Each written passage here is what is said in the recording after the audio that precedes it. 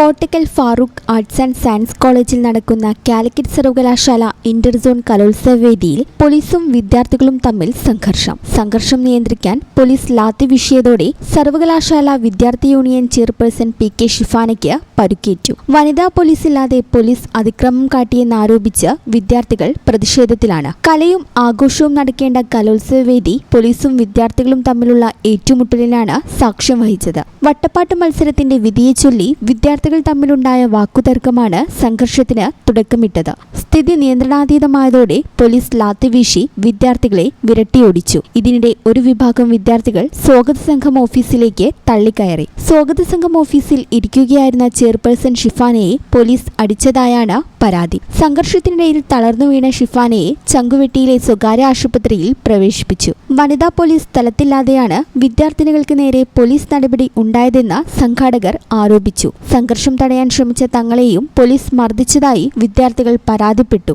കഴിഞ്ഞ ദിവസം വൈകിട്ടും രാത്രിയും കലോത്സവവേദിയിൽ ചെറിയ രീതിയിലുള്ള തർക്കങ്ങൾ നിലനിന്നിരുന്നു. ഇതിന് പിന്നാലെയാണ് കാര്യങ്ങൾ പരസ്യമായ ഏറ്റുമുട്ടലിലേക്ക് നീങ്ങിയത്. നിലവിൽ സ്ഥലത്ത് കൂടുതൽ പോലീസിനെ വിന്യസിച്ചിട്ടുണ്ട്. ഈ ചാനൽ ന്യൂസ് കോട്ടക്കൽ. എന്താണ് ബ്രൈഡ്, ഇനി എപ്പോ ready ആവാനാ?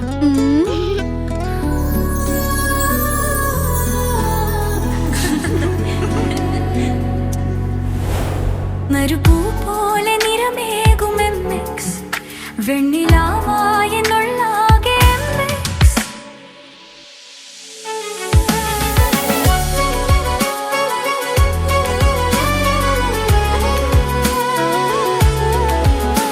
മനസ്സിലുണ്ടോ?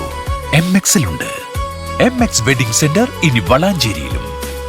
MX wedding centre Valanchery, Pattambi, Koottanad, Koppam, Kecheri.